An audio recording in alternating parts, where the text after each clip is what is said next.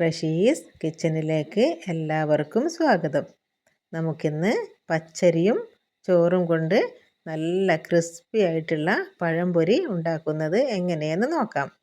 അതിനായി 2 മണിക്കൂർ മുന്നേ പച്ചരി വെള്ളത്തിൽ കുതിർത്ത് വെച്ചതാണ്.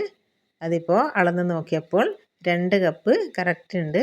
2 കപ്പ് പച്ചരിക്ക് നമുക്ക് 1.5 കപ്പ് ചോറും അല്പം ഉപ്പും കൂടി ചേർത്ത് നന്നായി അരച്ചെടുക്കാം.